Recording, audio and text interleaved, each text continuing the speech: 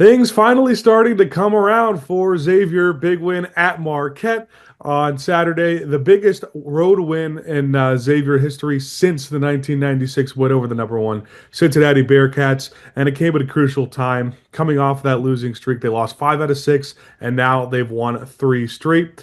And things are starting to look like it might be getting a little bubbly. Mike DeCourcy actually had Xavier in the tournament today in the last four in. Joe Lenardi has Xavier the next four out. Most have them in that next four out category. Mike DeCourcy is kind of that outlier, but still obviously good sign for especially where we were a couple of weeks ago. Welcome to another edition of the Musketeer Madness podcast. Ben Haller alongside John Baldridge as always. John, how you feeling about the three-game win streak? I feel great about it. I believe we talked last week right after that DePaul win, and it's a Xavier team that we weren't sure. They didn't shoot great against DePaul, but they come out, get the win against Villanova. It was a back and forth game. They win at home, but then they go on the road and defeat a Marquette team, played very well in that first half. Swain closed out, and the defense looked good for the Musketeers, and now a chance to start putting together with some more big games to come. Yeah, so we recorded after the DePaul game, which was kind of the back end of that losing streak. Then they got that win at Yeah. DePaul, and things were, they had come off a win, but it was a win against DePaul. And at that point, DePaul had not had their first Big East win yet, and it was like, I don't know how much weight you could take from it.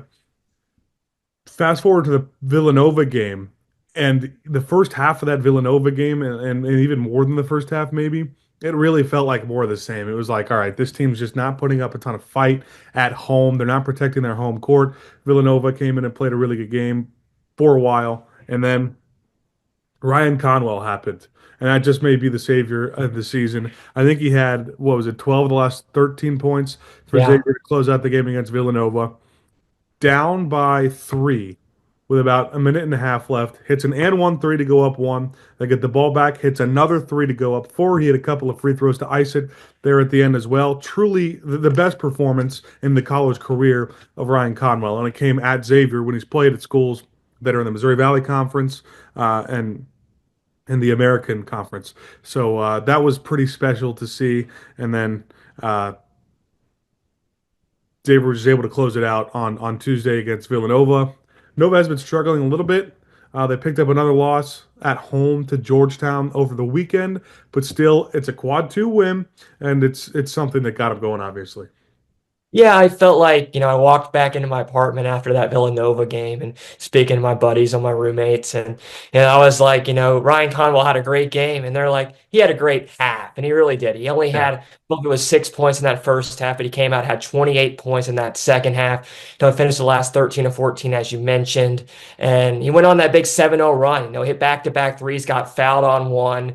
And a Xavier team that they were coming off a win against DePaul, but they really had a tough stretch before that. That was a huge win. And then it built into confidence where they got everything going in that first half against Marquette. Marquette and kind of fought back into it. We have Cam Jones, so many great players on that team. But Xavier was able to find a way to win. And it was defense that closed out with McKnight. And also, Dalen Swain, as I mentioned a moment ago, came alive, got the buckets when you needed it. And you had 14 from Fremantle, 12 from Swain back in that game on Saturday. And now at St. John's team, which you could say, Ben, might be the best team in the Big East right now, coming up here on Wednesday. Yeah. We'll get to the Marquette game and St. John's game. I still want to talk about the Villanova game because it actually was one that I didn't get to watch personally. I was busy doing other stuff, but it felt like keeping up with the game. I watched a little bit of it on my phone, but couldn't watch a ton. But I was able to keep up on like the play-by-play on ESPN. It seemed like Ryan Connell just had no help, and the offense was just so stagnant in the first 30 minutes of that game. Actually, yeah, Fremantle ended with 10 points, but he went 3 for 10 from the field. Very uncharacteristic of him. Davion McKnight had 10 points, but 3 of 8 from the field. He played 39 minutes in that game. Um, Jerome Hunter hit a big three, but that was the only, or actually, that wasn't a three. I think it was an and one he had. Those were the only 3 points off the bench, nothing for Maddox or for Hughley. Um, but I, I was going to get to this, especially when we talk about the Marquette game. I said this to you before we started recording. This defense the last week, obviously 1 week is a very small sample size, 2 games is a small Yeah. sample size. I don't know if I've seen this great of a stretch defensively from a Xavier team, and I don't know how long. I mean, I know the Najee Marshall, Tyreek Jones teams were pretty good defensively, but they struggled offensively. Xavier held Villanova, who at the time was the number 9 offense in the country according to KenPom, and Marquette, who at the time was the number 14 offense in the country according to KenPom, held both of those offenses combined to 120 points. This is a Xavier defense that, in the Sean Miller era really has struggled. And it's been awesome the past 2 games. Yeah, and that comes with Ryan Conwell battling foul trouble. He had four Yeah. fouls in the game against Villanova, and he battled through it, went down with, I believe it was four fouls, about 8:47, 8:50 to go in that game. They put him back in, avoided fouls, and made the shots when they needed them. And this Xavier team, they have so many different guys. I feel like it's finally coming together where that rotation we've talked about all off season before the year started in non-conference play, now here in conference play, is finally coming together, Ben, where you can trust your guys out there. If you're Sean Miller, if it's Freemantle, seems like Hunter's kind of got his wings under him. Same thing with Davion McKnight and now Conwell. And hopefully just more pieces come together with Maddox and Hughley. And it just feels like this team is starting to find their depth a little bit as well, which is a crucial thing as you get later into conference play. Yeah. 38th in defensive efficiency, according to KenPom, Xavier is right now. It's sort of an interesting thing, too, because I remember, sitting here at the beginning of the season, looking at how this roster is constructed, and you already have a guy like Zach Freemantle, who we know, as Xavier fans have seen, has had his struggles on the defensive end inside the paint. Obviously, is one of the best scorers, post scorers in not only the Big East but of the country. Um, they also added in a lot of guys who it felt like were like offensive specialists, but if not, offensive specialists, just score first guys. Ryan Conwell is definitely one of them in Indiana State. It felt like Marcus Foster was. I think we're really getting to see how good Foster is defensively right now, but at the time, it seemed like he was a score first guy. Dante Maddox, another score first guy. John Hughley, didn't really know exactly where he was placed coming into the year. But bringing in all these guys, and it felt like, all right, the one thing I was like, all right, if there's going to be any concerns, maybe we should be trying to add more defense to this roster. Um, and the offense has struggled, but the Yeah. defense has been the thing that is keeping the season alive. So that's something that was pretty surprising to me if I go back to the beginning of the year. Yeah, to go back to Saturday too, it felt like multiple times in that game, and I was covering the women's game right during it, so I didn't see a whole lot of it, but it felt like the men's team was able just to fight, fight, fight at the very end.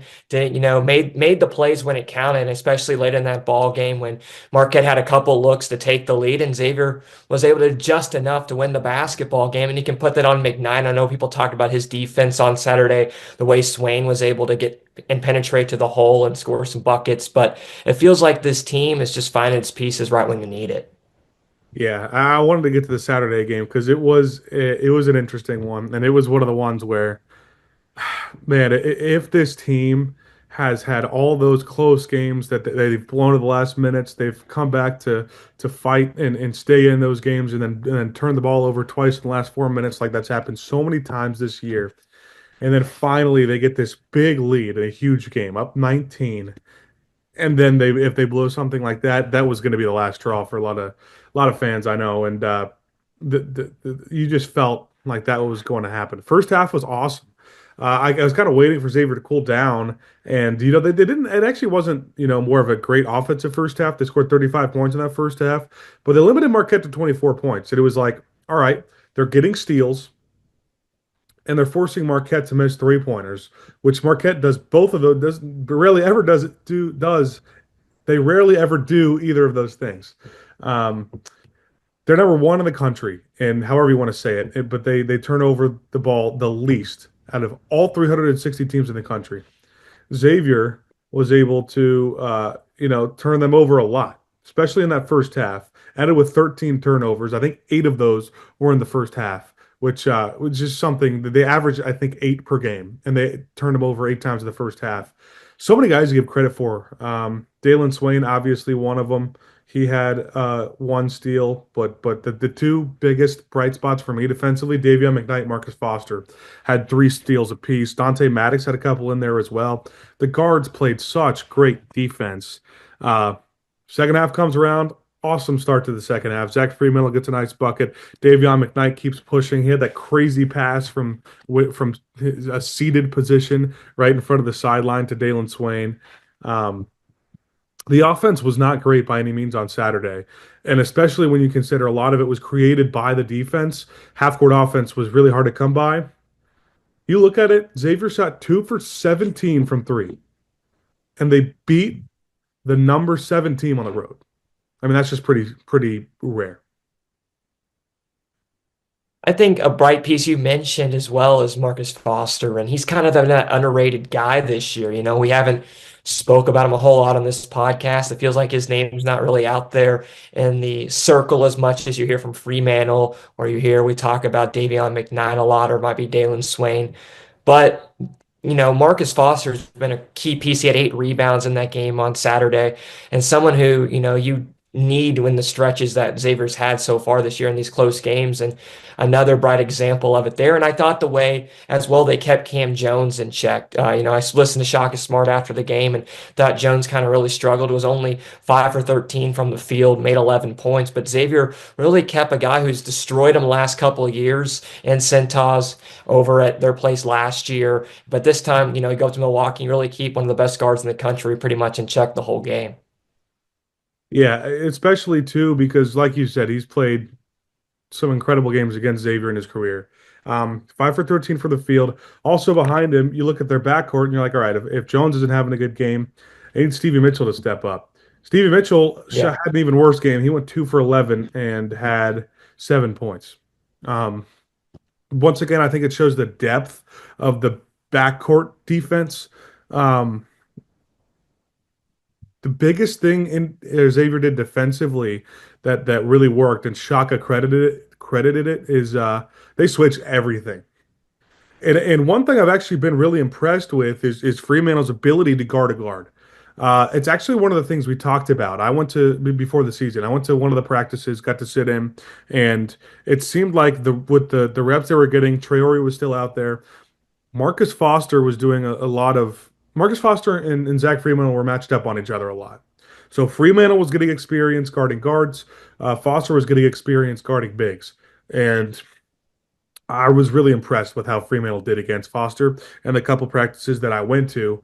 So I really think that's a huge reason why they're able to play this well defensively. I also think Marquette's a good matchup. I think any smaller team is a team that Xavier's going to succeed with because of how small Xavier is. You talk about the versatility of Fremantle.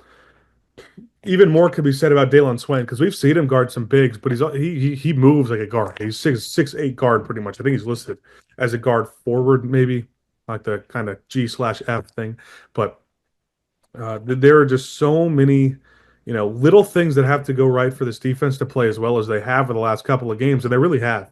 Um, Now, I know a lot of times when you've struggled this much, still have 7 losses. You pick up these two big wins, and you're like, all right, can they really keep it up?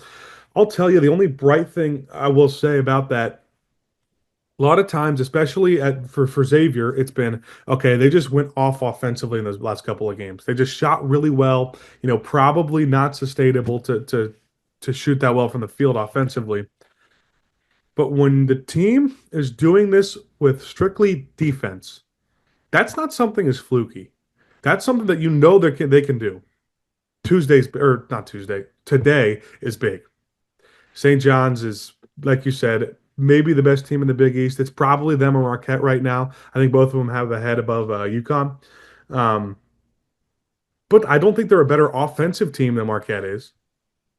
So I think that's the bright sign. I'll look at it right now. Marquette is ranked 24th offensively in the country. St. John's is ranked 54th in the country offensively. Obviously, it's a Rick Pitino team though, so their defense is really good. And as great as Xavier's played the last 2 games, it has not been on the offensive side of things. So I would expect another really low scoring game on Wednesday in New or tonight in New York. which is just kind of rare for Xavier fans to see. They haven't been used to it. Yeah, I'll get to that in a second. I think I just want to wrap up the final comments about Marquette. Xavier, they had 36 points in the paint. And you go back to that game in Centos where you lose by two to Marquette. Shaka talked about, keeping Conwell in check. I think he only went 1 for 7 from the three-point arc back in Centos earlier this year. Kevin Minchek again was only 3 for 13 in the ball game on Saturday, but you really got everybody else involved. The defense was the steady in that basketball game, and you passed the ball well. Of course, you laid on Swain and Fremantle, but to find other guys when Conwell isn't hitting, I know he did hit well against Villanova, but when to find somebody else was the crucial thing in that winning. You look ahead to this game against St. John's here this evening, and it's a St. John's team that Xavier kind of quit, and you felt like, all right, the energy's out of the building in Centos, Xavier isn't ready to go, or whatever that looked like. And as a fan, it really caught your eye. And the Xavier team's gonna have to come out here quick tonight. I think playing in the Garden will help Xavier a little bit, just have all that energy built up playing in a big arena. But it's going to be a tough challenge, and they got to get out to a quick jump. I think it's going to show in the first 5 minutes if Xavier's ready to play against, I believe, as you mentioned, Ben, could be one of the best teams in college basketball, definitely one of the best teams in the Big East Conference and St. John's this year. Yeah, it's rare, right, to have Yeah. in the Big East Conference. Sometimes your double round robin, your games against the same team, the two games come really close together. So Sean Miller just 2 weeks ago was talking about how this is the low point, that loss to St. John's at home. Um, 2 weeks, they seem like the vibes are a little bit higher, but you get to play the same team that gave you your low point. So this is a really big opportunity. It's going to be difficult against a team like this, obviously knowing too, like they just kind of quit, and I think that's a good way to put it. But it's hard to have confidence against that St. John's team when everything that happened the first time happened at home, and now they're playing in Madison Square Garden. But with that being said, if they find a way to flip that a little bit and pick up a win, that can give you more confidence than any other game, in my opinion, because it shows you, all right, 2 weeks ago, we just lost to this team at home. It shows you you're a different team than you were 2 weeks ago. No matter what happens tomorrow night, I think that's true. I think the Villanova and Marquette wins have shown that. But, obviously this is a huge game resume wise. It's a Q1A game, which could be their second Q1A win in back-to-back games because St. John's is like something like 25 and the net, and it's a road game. Um, you know what else too? I've been thinking about this. Don't want to get your hopes up, or don't want to get ahead of yourself, I should say, and don't. This isn't like the end all be all. Cintas at moments, it was pretty good for the Villanova game, I'll say, but especially during break, it was sort of dead. Definitely home against St. John's. It just hasn't been the same as it was the last few seasons. If they come in taking on a top 25 UConn team on Saturday with back-to-back wins against top 25 teams and a four-game win streak, Cintas is going to be on fire. I know I'll be there. Yeah, it's gonna be rocking. It's gonna feel great to be there, and it's a St. John's team. We'll get in, to UConn in a moment, but St. John's, they come off a win against Seton Hall, and I feel like sometimes as a viewing fan and a guy not playing college basketball and not playing high school basketball, Ben, but just a viewing fan, you can kind of tell sometimes teams come in not as motivated, and the mojo might not be there when you come off a dominating win like St. John's just had in New Jersey against Seton Hall because they expected to win that game. They went out there and performed. But Xavier, if they come out and kind of spark St. John's in the first 5, 6 minutes, it could turn the tides of exactly what Xavier needs to be able to play a great 40 minutes in the basketball game tonight, and then have an opportunity to go up and face UConn. If you can win tonight and go into Saturday, would be crucial and be a huge crowd. I think there's a tailgate for that one on Saturday, so it's going to be a lot of big environment around Cintas, but just a big, massive game here this evening. You gonna be there, John? I will be there. I will be back So from we'll both be there. Chicago and make my way, yes, there on Saturday. All right, that's awesome. We'll both be there. Obviously, that's not to say that if they lose tonight that it won't be an awesome atmosphere. I think it still will be. And you and I kind of talked about, they can. It's not like the season's over if they drop one of these next two games. The season might be over if they drop both of these games. Yeah. So it kind of feels like this week they need one. Well, we talked about that magical number, you needed before we started this podcast, and you have 11 games left. And I thought Xavier needs to win. You're at 12 wins right now. You need to get to at least 21, I thought. And that's kind of the number we're both agreeing on. But if they could possibly win, I believe, every game but one here the rest of the way. I think you could slip one loss in there. But, after you get past Creighton, which you'll have after UConn, next three games coming up, they're all winnable games. So these are the next three are just so crucial, massive games for this team to at least try to take two or three, which would be, very beneficial. Yeah, you can sit here and do all those numbers. It gets so there are Yeah. two things that need to happen. I think that magic number is right. I think 21 regular season wins with one win, the Big East tournament gets you into the tournament. Um, I will say,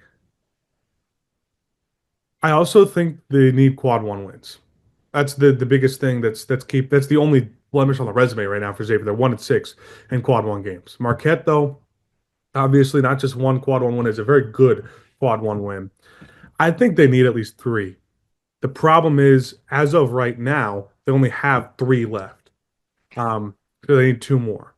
UConn right now is at quad two. I think it'll move up to a quad one.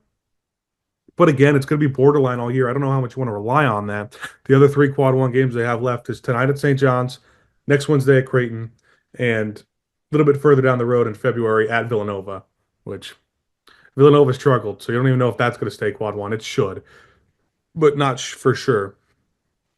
So I think that they need to combine the quad one wins with the magic number. Yeah, I mean, you don't want to look too far ahead. You take every game, as one at a time. But, we talked about it. 2 weeks ago, you just mentioned it. This was our low point. Sean Miller talked about people were calling for his job. And now, here 2 weeks later, all the confidence feels like it's built back up and the energy is there for this team and a chance to go out tonight and pick up a crucial win. Then you get ready for UConn, who's coming off two national championships. So, the energy will be there on Saturday, even if they do lose this game tonight. And then you have Creighton after that back on the road for another tough contest against Brenner and the team they have year in and year out. Good team with Creighton every single year. So it's three really tough games coming up. But if you could take two or three, as I just mentioned, it feels like your team can possibly put a run together late into March, but you got to find as those quad one wins as you talked about. Yeah. So Team Rankings is the most popular site that does the percentages chances to make the NCAA tournament. Uh, on Tuesday of last week, so before the Villanova game, 1 week ago, when we're recording this, it gave Xavier a 15% chance to make the tournament. Yeah. Right now, now it gives them a 36% chance to make the tournament. So that 1 week, those two games had a 21% chance, which is it's hard to get more in a single week. This says if they do get the 21 regular season wins plus the Big East tournament win, that gives them an 84% chance to make the tournament. They just got to take every game at a time right now. I feel like, you can't look ahead. All these teams are tough. I mean, St. John's, we just mentioned one of the best teams in this conference, could be the best. And they can find a way to win this one. There's so much confidence built back in and ready to go for a huge home game on Saturday. But it feels like this team's right where you want it to be with the rotation. Sean Miller's got the belief back in this team. And for the first time in a long time, it feels like Xavier could be favored in some of these games because they have the talent to be that way. Yeah. Yeah, Saturday, I'm interested to see what the spread's going to be for Saturday because UConn's struggling, Xavier's playing well, and it's in Cintas. Obviously, I don't think they're going to be favored Yeah. tonight against St. Yeah. John's, actually. That line might be out. Of course, we're recording this on Tuesday.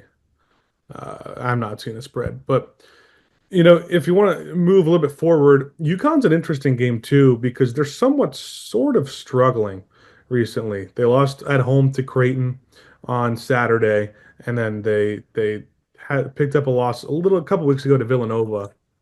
Win-loss wise, they're not in a terrible spot, but it feels like watching them play, they're not necessarily playing their best basketball right now. Um, they only won by three at home against a struggling Providence team too.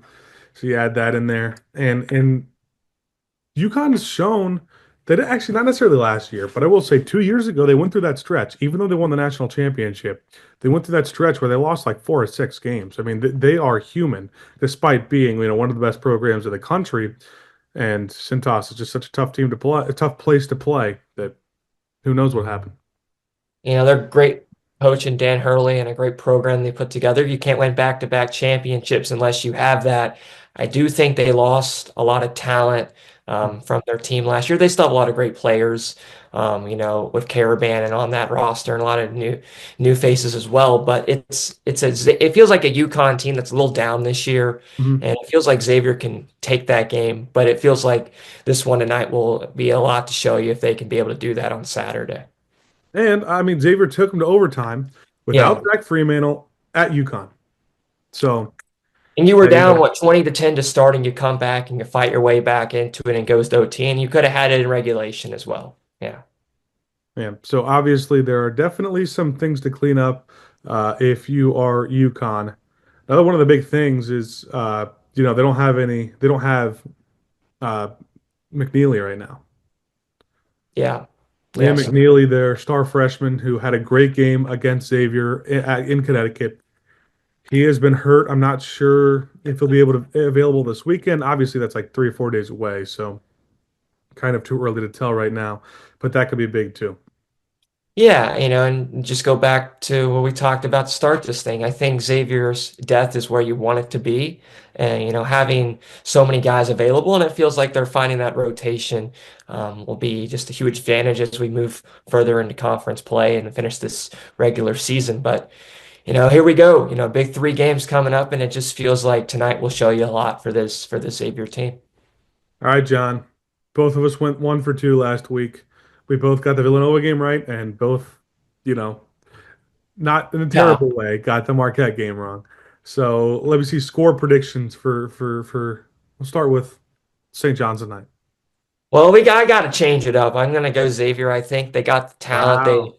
Yeah, I think so. They were only down four at half. You go back to St. John's, and it just felt like they kind of lost their confidence quickly.